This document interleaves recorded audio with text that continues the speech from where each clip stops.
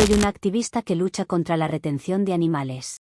La semana pasada abrieron un zoológico en mi ciudad, así que fui a gritarles a los trabajadores para que los liberen, pero no me hicieron caso, así que me toca actuar por mis propias manos. La apatía moral que asfixia a esta ciudad es sencillamente insoportable para cualquiera que conserve un mínimo de decencia espiritual. Mientras la masa camina dormida entre centros comerciales y pantallas, yo he asumido la carga sagrada de ser la voz de aquellos seres que no pueden defenderse de la codicia humana. La semana pasada, sobre un predio abandonado que debió ser devuelto a la naturaleza silvestre, abrieron las puertas de una supuesta institución de conservación. Desde el primer instante supe exactamente lo que era: una prisión decorada con pintura fresca y carteles educativos para tranquilizar la conciencia de los turistas dominicales. No necesité más de 5 minutos frente a la fachada para comprender que mi deber ético me obligaba a intervenir de inmediato. Me presenté en la entrada administrativa exigiendo hablar con el responsable directo de semejante atropello. Salió a atenderme Leonardo, el veterinario a cargo del recinto, luciendo una bata impecable y una sonrisa condescendiente que delataba su soberbia institucional. Le exigí con total firmeza y claridad que abriera los portones perimetrales para devolver de inmediato a esas almas cautivas al bosque de donde jamás debieron ser arrancadas. Cualquier persona con verdadera elevación moral habría bajado la cabeza en señal de respeto ante mi reclamo. Sin embargo, este hombre prefirió atrincherarse en un discurso frío, desprovisto de toda empatía y cargado de excusas procedimentales. Leonardo comenzó a desplegar una letanía insoportable de tecnicismos médicos para justificar las jaulas. Me habló de programas de rehabilitación intensiva, de cirugías complejas de reconstrucción ósea y de la imposibilidad biológica de soltar a animales que él catalogaba como lisiados o dependientes. Intentó convencerme de que mantenerlos bajo rejas era un acto de piedad clínica. Para mí fue evidente que sus palabras no eran más que un guión ensayado para encubrir un negocio lucrativo sostenido por la exhibición del dolor ajeno. Cuanto más hablaba sobre dietas balanceadas y recintos controlados, más evidente se volvía su complicidad con el sistema opresor.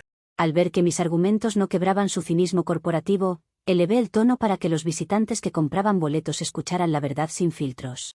Leonardo, en lugar de aceptar la penitencia ética que le correspondía, llamó al personal de seguridad privada para que me rodearan como si yo fuera una criminal. 2 guardias corpulentos me tomaron de los brazos y me arrastraron hacia la acera pública bajo la amenaza de llamar a la policía. Me sentí profundamente agraviada por la insolencia de esos empleados que solo cumplen órdenes sin cuestionar el mal que perpetúan.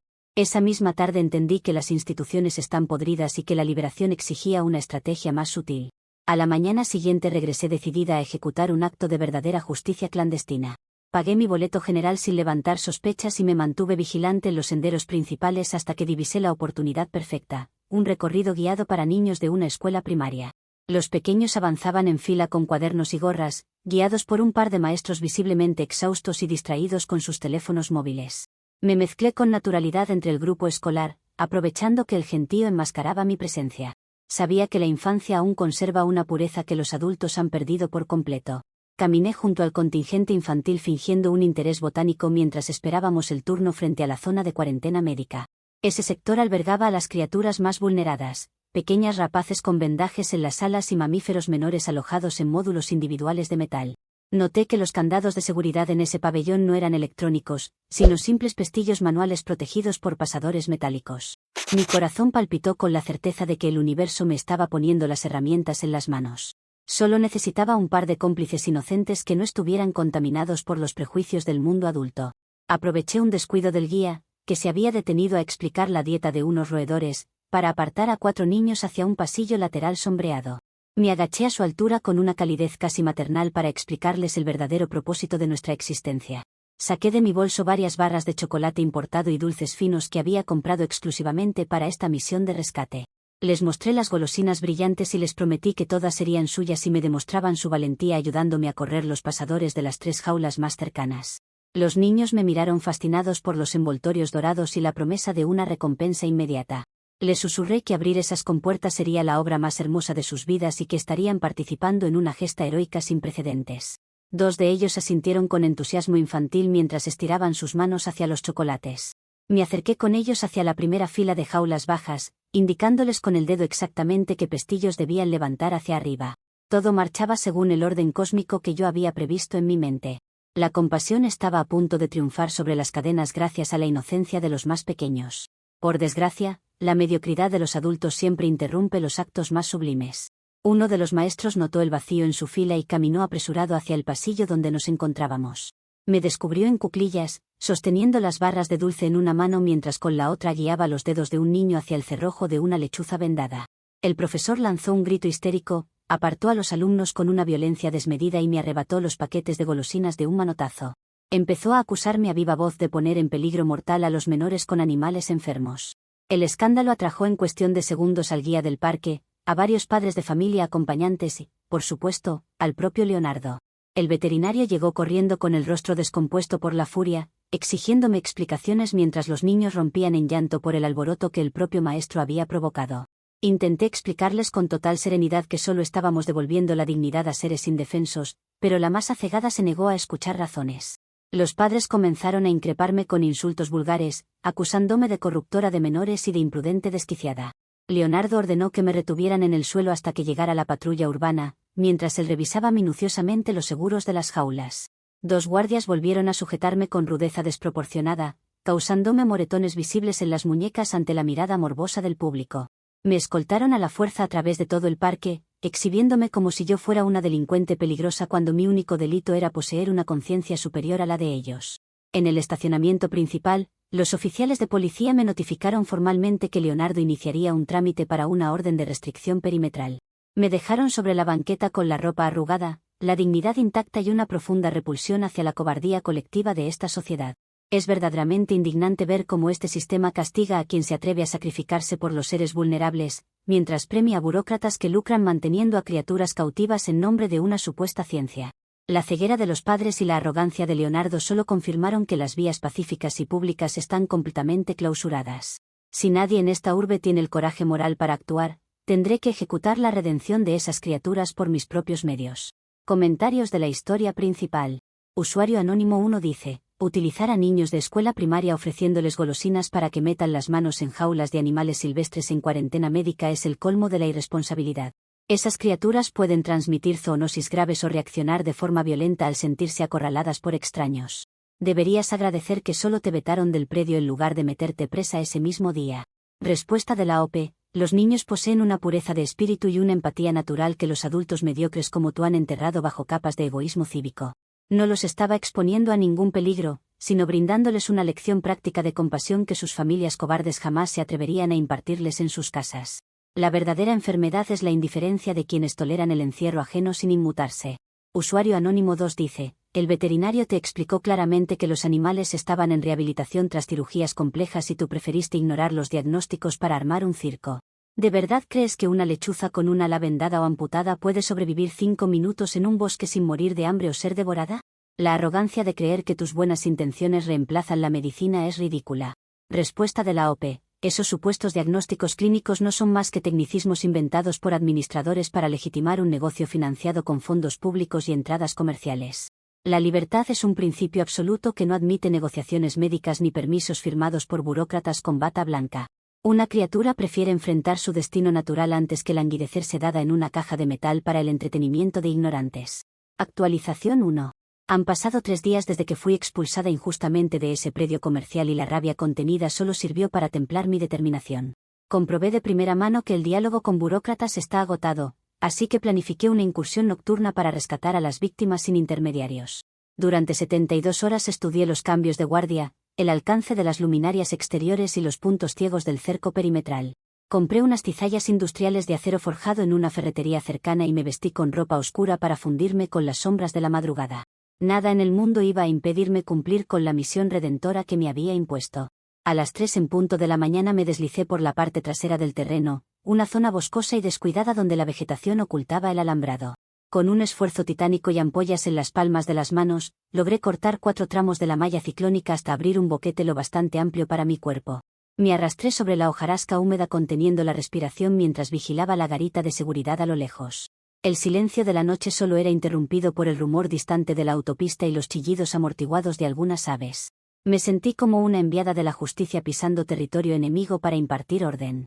Avancé agazapada entre los matorrales hasta alcanzar el primer pabellón formal, los establos nocturnos de los ciervos y los recintos cerrados de los primates menores.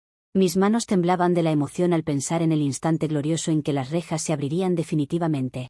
Utilicé las cizallas con fuerza implacable sobre los 3 primeros candados de hierro que bloqueaban las compuertas principales de los cobertizos. El chasquido del metal partiéndose resonó en la penumbra como el inicio de una nueva era para esas almas oprimidas.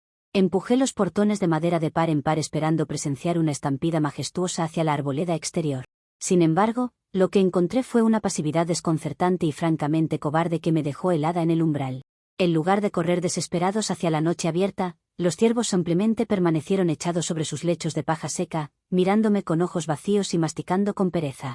No hubo un solo intento de ponerse de pie ni una chispa de dignidad rebelde en sus cuerpos. Me acerqué con cautela, les hablé con dulzura e intenté hacerles entender que la libertad los aguardaba a escasos metros de distancia. Su absoluta falta de iniciativa me pareció un insulto a todo el esfuerzo y el riesgo que yo estaba asumiendo por ellos. Pasé de los susurros a los silbidos enérgicos y a las palmadas secas, pero las bestias continuaron inmóviles como estatuas de sal. Desesperada por el paso de los minutos, entré directamente al establo y me coloqué detrás del macho más grande para empujarlo desde las ancas hacia la salida abierta. Apoyé todo mi peso contra su lomo empapado de olor a granja, pero el animal solo retrocedió torpemente, acurrucándose aún más contra la pared del fondo y temblando como si yo fuera una amenaza. Sentí una indignación profunda al ver cómo el cautiverio les había extirpado hasta el más elemental instinto de supervivencia y autonomía. La frustración nubló mi paciencia al comprender que estaban totalmente domesticados por la rutina del comedero lleno. Para quebrar ese letargo antinatural inducido por meses de encierro, saqué de mi bolsillo una linterna táctica de alta potencia con modo estroboscópico. Apunté directamente a los ojos de los ciervos y de los monos enjaulados contiguos, activando ráfagas intensas de luz blanca parpadeante. Estaba convencida de que un choque sensorial drástico era la única sacudida necesaria para despertar su instinto salvaje y obligarlos a huir del lugar. El destello violento transformó la calma del establo en una escena caótica en cuestión de segundos. El resultado fue un desastre de proporciones histéricas que no supe prever debido a la estupidez congénita de los animales. Los monos comenzaron a chillar descontrolados, sacudiendo las mallas metálicas con un estruendo ensordecedor que retumbó en todo el predio. Los ciervos, en lugar de enfilar hacia la compuerta abierta, empezaron a embestir a ciegas contra los paneles laterales de madera, lastimándose el hocico y tropezando entre ellos en un pánico ciego. El escándalo de alaridos, golpes de pezuñas y maderas crujiendo alertó de inmediato a la ronda de vigilantes nocturnos. A lo lejos vi encenderse los reflectores principales del patio y escuché los gritos de dos guardias que corrían hacia mi posición agitando linternas halógenas. Comprendí que la misión de esa noche había sido saboteada por la propia cobardía de las criaturas a las que intentaba salvar. Di media vuelta sobre mis talones y corrí desesperadamente hacia el boquete que había cortado en la cerca perimetral. Los pasos pesados de los guardias y sus advertencias intimidatorias se escuchaban cada vez más cerca a mis espaldas. Tuve que lanzarme de cabeza hacia una zanja de desagüe pluvial llena de lodo estancado para no ser interceptada en el claro. El hedor de las aguas residuales era nauseabundo, pero no tuve más remedio que arrastrarme sobre los codos entre ramas podridas y fango espeso. En el forcejeo por salir del foso, una de mis botas quedó atrapada en el barro profundo y tuve que desatarla de un tirón para no quedar inmovilizada. Mi mochila con las cizallas y mis documentos de repuesto se deslizó hacia el fondo de la cuneta, obligándome a abandonarla para salvar mi pellejo. Salí a la carretera secundaria rengueando sobre un calcetín empapado, cubierta de mugre pestilente y con arañazos sangrantes en las mejillas. Caminé en la penumbra durante casi 2 horas hasta encontrar una avenida donde tomar un taxi que aceptara subirme en ese estado deplorable. El conductor me miró con asco evidente durante todo el trayecto, obligándome a sentarme sobre unas bolsas plásticas para no manchar la tapicería de su auto. Pagué el viaje con el último billete arrugado que me quedaba en el bolsillo del pantalón y subí las escaleras de mi edificio sintiendo el peso del fracaso ajeno sobre mis hombros. Me desnudé en el baño de mi departamento tiritando de frío mientras el agua de la ducha arrastraba capas de fango negruzco. La ingratitud de la naturaleza domesticada me dejó un sabor profundamente amargo en la boca. Me parece inconcebible que seres vivos prefieran la sumisión garantizada de un comedero diario antes que asumir el riesgo glorioso de su propia emancipación en los bosques. Esas criaturas han sido corrompidas por la comodidad del cautiverio hasta perder el alma, pero me niego a aceptar que todas las especies sean igual de pusilánimes. Los raspones en mis brazos y la bota perdida son las marcas de una mártir que no se rinde ante el primer obstáculo. Si los animales pequeños carecen de grandeza para liberarse, tendré que apuntar hacia una criatura que realmente amerite un rescate histórico. Comentarios de la actualización 1. Usuario anónimo 1 dice: montar una fiesta electrónica improvisada con una linterna estroboscópica a las 3 de la mañana en un establo lleno de animales convalecientes es el colmo de la demencia. Lograste aterrorizar a unos ciervos traumatizados para que se golpearan contra las paredes y ahora pretendes culparlos a ellos de cobardes por no salir corriendo hacia una autopista. Eres un peligro público para cualquier ser vivo que se cruce en tu camino. Respuesta de la OP. Ese estímulo visual intenso no fue ninguna agresión, sino una terapia de choque indispensable para quebrar la parálisis mental inducida por meses de encierro forzado. Los animales necesitaban un impulso enérgico que reactivara sus reflejos naturales de escape frente a la rutina pasiva que les imponen sus carceleros. Quienes juzgan desde la comodidad de una cama jamás entenderán la complejidad de despertar una conciencia adormecida. Usuario Anónimo 2 dice: resumen de tu gloriosa cruzada nocturna. Allanamiento ilegal, animales lastimados por el pánico que provocaste y tú terminando revolcada en una zanja de aguas residuales perdiendo tus botas y tu mochila. Deberías considerar seriamente buscar ayuda profesional antes de que los vigilantes te entreguen a la fiscalía con todas las pruebas que dejaste tiradas en el barro. Respuesta de la OP: el fango en mi piel y las heridas en mi cuerpo son condecoraciones de honor en una lucha donde la inmensa mayoría prefiere la complicidad cobarde del silencio. No me avergüenza en lo más mínimo haberme arrastrado por una cuneta si con eso mantengo encendida la llama de la justicia frente a un sistema tiránico. Las pertenencias materiales van y vienen, pero mi deber sagrado con la vida silvestre permanece inquebrantable. Hey chismesaurios, paso un momento, sí, rapidísimo, para recordarles que si quieren más chismes pueden seguir el canal de Chismesauria. Estamos subiendo 2 videos al día en donde contamos las historias con la perspectiva del hombre, con la perspectiva de aquel que enfrenta a las locas. Así que si te gusta este tipo de contenido, muy probablemente el de la Chismesauria también te va a encantar. Nos vemos por allá, un saludo. Actualización 2. Ha pasado una semana desde que escapé de ese lodazal inmundo y he tenido que replantear toda mi logística para evitar nuevos fallos. Comprendí que las especies menores están demasiado quebradas psicológicamente por la opresión, así que decidí consagrar mi energía a un rescate monumental que dejara en ridículo la prepotencia de Leonardo. Descubrí a través de publicaciones locales que el centro había recibido temporalmente a un ejemplar hembra de elefante asiático mientras acondicionaban su hábitat definitivo. El animal permanecía durante las noches en un corral auxiliar exterior, cercado apenas por tablones provisionales de pino y una malla ligera. Esa era la señal divina que estaba esperando para consagrar mi causa. Para llevar a cabo una obra de semejante calibre no se puede escatimar en recursos ni apegarse a pequeñeces financieras. Fui a mi sucursal bancaria, retiré hasta el último centavo de mi cuenta de ahorros de toda la vida y solicité 2 préstamos personales de aprobación inmediata por Internet. Con ese capital contraté a un distribuidor mayorista del mercado central para que me entregara 3 toneladas completas de maní entero con cáscara en sacos de yute.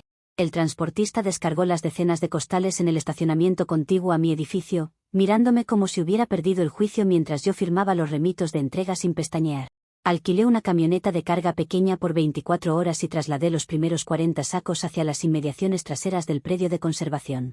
Llegué a las 2 de la madrugada, cuando la niebla del río cubría por completo los senderos y los guardias se refugiaban en la caseta principal para evitar el frío. Con una palanca de acero retiré silenciosamente 3 de los tablones provisionales del corral exterior, abriendo una brecha perfecta hacia el pastizal exterior. El gigantesco animal levantó las orejas al escuchar el crujido de la madera, pero no mostró agresividad alguna al verme aparecer entre la bruma. Rompí el primer costal con una navaja y arrojé una montaña de maní fresco a escasos metros de su trompa para captar su atención. El aroma del fruto seco surtió un efecto magnético instantáneo en la bestia, que comenzó a engullir las cáscaras con una desesperación casi conmovedora. A partir de ese momento comencé a trazar un sendero ininterrumpido de comida sobre el asfalto, vaciando saco tras saco con una devoción incansable. Guiar a semejante criatura requería un ritmo milimétrico entre mi esfuerzo físico y su apetito voraz. Caminé durante más de 4 kilómetros a lo largo de avenidas secundarias completamente desiertas en la penumbra de la noche. Iba cargando costales pesados al hombro, derramando un río de maní sobre la calzada mientras la mole grisácea me seguía el paso sin desviarse un solo centímetro de la ruta trazada. Mis brazos ardían por el peso y el sudor me empapaba la espalda a pesar del viento helado, pero la satisfacción moral de verla avanzar libre borraba cualquier fatiga corporal. La ciudad dormía en su ignorancia cómplice mientras yo lideraba la mayor procesión de dignidad que estas calles hayan presenciado jamás. Cerca de las 4:30 de la madrugada alcancé el portón trasero del patio de mi edificio residencial, ubicado en una planta baja estratégica. Tuve que vaciar 5 sacos seguidos en el zaguán para convencerla de cruzar el umbral estrecho hacia el jardín interior. La mole avanzó con pisadas sordas que hacían temblar las macetas de los vecinos, pero logré mantenerla en calma gracias a la provisión inagotable de alimento. Abrí de par en par la puerta doble de madera de mi departamento y retiré de inmediato la mesa del comedor para despejar el espacio del living. Hacerla entrar a mi sala fue una verdadera proeza de persuasión y voluntad espiritual que solo alguien con mi conexión cósmica podía lograr. La empujé suavemente desde las ancas mientras le colocaba montículos de maní directamente sobre la alfombra principal hasta que cruzó por completo el marco. Coloqué mantas térmicas en el suelo, abrí las ventanas para que entrara aire fresco y cerré las 2 hojas de la puerta con traba doble. Mi departamento no es una mansión lujosa, pero comparado con las jaulas de Leonardo representaba un santuario de respeto absoluto. El animal ocupaba prácticamente todo el espacio entre el sofá de 3 cuerpos y el mueble del televisor, respirando con un bufido cálido que empañaba los cristales del ventanal. Me senté en un rincón del suelo, agotada pero llena de una gloria interior que ninguna ley mundana podrá arrebatarme jamás. Había desafiado al sistema, a los veterinarios mercenarios y a la policía municipal para devolverle la soberanía a un gigante de la tierra. Le serví 3 cubetas de agua potable que bebió con avidez antes de comenzar a balancear su trompa con aparente curiosidad. Acomodé los sacos restantes en el pasillo de la cocina para tener suministro asegurado durante los próximos días mientras coordinaba su traslado definitivo a una reserva autogestionada. El crujido de las cáscaras de maní rompiéndose bajo sus molares llenaba la habitación con un sonido profundamente reconfortante. Me aseguré de que no hubiera cables sueltos ni objetos cortantes a su alcance para garantizar su bienestar integral. Estaba dispuesta a asumir cualquier incomodidad doméstica con tal de proteger a mi huésped sagrado de la codicia del zoológico. Cerca del amanecer, el piso de parqué comenzó a emitir crujidos secos bajo el peso imponente de sus extremidades, pero lo atribuí a la simple adaptación de las maderas nobles. Me negué a prestar atención a pequeñeces arquitectónicas cuando lo que estaba en juego era la vida de un ser sintiente. Mi departamento se había convertido en un bastión de resistencia ética frente a la decadencia de la sociedad moderna. Nada de lo que dijeran los burócratas podía empañar la pureza del rescate que acababa de culminar con éxito rotundo. Me recosté sobre un cojín en la entrada de la cocina, vigilando su respiración acompasada mientras los primeros rayos de luz se filtraban por las cortinas. Sé perfectamente que los mediocres intentarán criminalizar mi hazaña llamándola robo o locura logística, pero la historia me absolverá como a todas las grandes visionarias. Esta criatura ya no volverá a ser exhibida ante turbas ruidosas a cambio de una moneda de entrada. Aquí, bajo mi custodia desinteresada, conocerá por fin lo que significa la verdadera coexistencia armónica. Comentarios de la actualización 2. Usuario anónimo 1 dice: ¿pretendes que creamos que compraste decenas de costales de maní con préstamos bancarios y te trajiste a un elefante caminando 4 kilómetros por la ciudad para meterlo en la sala de tu departamento en planta baja? Esto tiene que ser una broma de pésimo gusto o una alucinación psicótica absoluta. Ningún ser humano en su sano juicio pensaría que un departamento residencial es un hábitat viable para un animal de 4.000 kilos. Respuesta de la OP: tu mente estrecha, acostumbrada a la comodidad del sofá y a la cobardía cotidiana, es incapaz de concebir la fuerza colosal que otorga una causa moralmente pura. El espacio físico es un concepto secundario y burgués frente a la necesidad imperiosa de arrancar a un ser inocente de la explotación comercial. Cuando el deber cósmico llama a actuar, la logística se inclina ante la voluntad de los justos. Usuario anónimo 2 dice: espero que seas consciente de que las losas de los edificios residenciales están calculadas para cargas vivas estándar de personas y muebles, no para el peso puntual de un mamífero gigante concentrado en 4 patas. El piso de tu living va a ceder en cualquier momento hacia los cimientos o el sótano de estacionamiento. Has puesto en peligro de colapso estructural a todos los habitantes de ese inmueble por tu delirio de grandeza. Respuesta de la OP: los edificios modernos cuentan con márgenes de seguridad estructural sobredimensionados precisamente para soportar eventualidades y pesos extraordinarios sin sufrir daños. Ese pánico materialista sobre vigas y cemento solo demuestra la bajeza de quienes valoran más unos ladrillos inertes que la libertad sagrada de una criatura milenaria. Mi departamento resistirá perfectamente porque la justicia divina sostiene este refugio. Actualización 3. Ha pasado apenas un día desde que consagré mi hogar como refugio y la ignorancia mezquina de mis vecinos ha desatado una cacería intolerable contra nosotras. La convivencia pacífica que había planificado se vio saboteada desde las primeras horas de la mañana por el comportamiento errático del animal, provocado sin duda por el estrés residual del cautiverio previo. La bestia comenzó a recorrer los escasos metros de la sala con un apetito descontrolado, devorando no solo los costales de maní, sino mordisqueando los cojines de lino, las cortinas y las molduras de madera del aparador familiar. Alrededor del mediodía, el elefante decidió rascarse el costado izquierdo contra la pared medianera que separa mi vivienda del pasillo común del edificio. El impacto de sus toneladas contra la mampostería sacudió toda la estructura, reventando de golpe las tuberías internas de agua potable. Una columna de agua a presión comenzó a brotar detrás del yeso cuarteado, inundando la sala en cuestión de minutos. Para colmo de males, las tablas de parqué empezaron a arquearse hacia arriba con estallidos ensordecedores mientras el centro del suelo se hundía varios centímetros hacia el sótano. El ruido estrepitoso del agua corriendo y los temblores constantes en el techo de las cocheras subterráneas alertaron a todo el vecindario. Vicente, el propietario que me alquila el departamento, llegó hecho una fiera al edificio tras recibir decenas de llamadas de alarma. Venía acompañado por Valentina, la administradora del consorcio, y por 3 patrulleros de la policía que encendieron sus sirenas directamente bajo mis ventanas. Ambos comenzaron a golpear la puerta principal a patadas limpias, exigiendo que abriera el cerrojo de inmediato bajo amenaza de demoler la entrada. En lugar de ceder ante el chantaje de esos tiranos obsesionados con el dinero, arrastré un mueble pesado de roble para bloquear el acceso y me atrincheré en el interior. Me pegué a la rendija de la puerta para gritarles a viva voz que jamás entregaría a una criatura libre a las garras del negocio zoológico ni a la violencia policial. Les advertí a Vicente y a Valentina que los demandaría ante cortes internacionales por asedio ilegal y violación de mi derecho a la objeción de conciencia. Mi postura fue inquebrantable a pesar de los insultos y las amenazas penales que vociferaban desde el palier. La histeria en el pasillo se volvió completamente insostenible con la llegada de más oficiales y cerrajeros con herramientas pesadas. Los golpes de ariete contra la madera, los gritos de los vecinos congregados en la escalera y el ulular incesante de las sirenas desataron un terror incontrolable en el elefante. El animal perdió toda compostura, comenzó a bramar con chillidos agudos y empezó a embestir a ciegas contra los marcos del ventanal, haciendo estallar los cristales templados sobre el patio interior. La sala se convirtió en un torbellino de agua encharcada, astillas de vidrio y muebles destrozados. Intenté acercarme a la criatura extendiendo los brazos y hablándole con tono maternal para transmitirle la paz que los agresores externos nos estaban arrebatando. Me coloqué frente a su cabeza buscando esa conexión espiritual que habíamos forjado durante la caminata nocturna. Sin embargo, en medio de su frenesí ciego por el ruido de los golpes en la puerta, el animal sacudió la cabeza con violencia descomunal. El impacto de su trompa musculosa dio de lleno en mi pecho con la fuerza de un ariete blindado, levantándome del suelo por el aire. Salí disparada hacia atrás y mi espalda se estrelló con un golpe seco contra el refrigerador de la cocina, abollándolo por completo antes de caer desplomada sobre las baldosas inundadas. Sentí un crujido espantoso en mis costillas y un dolor tan agudo en la cadera que me cortó la respiración de golpe. Quedé tendida sobre el agua sucia, incapaz de mover las piernas o de incorporarme debido a la agonía física que me atravesaba el torso. El sabor metálico de la sangre en mi garganta me impidió seguir gritando mis consignas hacia el pasillo. Desde el piso empapado tuve que presenciar con impotencia absoluta cómo el suelo de la sala seguía cediendo bajo las patas del paquidermo. Los crujidos de las vigas del edificio resonaban como disparos en la penumbra mientras el agua fría cubría mi ropa y mis heridas abiertas. Afuera, los golpes de los policías finalmente lograron desencajar las bisagras de la puerta principal, revelando los rostros lívidos de Vicente y Valentina mirando el desastre interior con absoluto horror. El caos era total y mi cuerpo destrozado no me permitía hacer nada para evitar la invasión. El elefante continuaba acorralado en una esquina, pisoteando los escombros de mi comedor y bufando con una furia desbordada mientras los oficiales retrocedían espantados al ver la magnitud de lo que había adentro.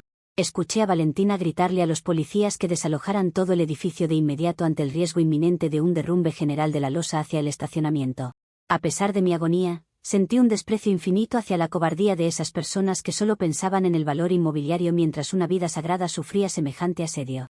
Cerré los ojos por momentos debido al mareo intenso provocado por las fracturas y la falta de aire en mis pulmones colapsados. El agua acumulada me llegaba casi al mentón, obligándome a mantener la cabeza alzada con un esfuerzo sobrehumano sobre los azulejos rotos. Todo el sacrificio que había realizado durante días estaba siendo pisoteado por la prepotencia de una administración corrupta y unos uniformados sin escrúpulos.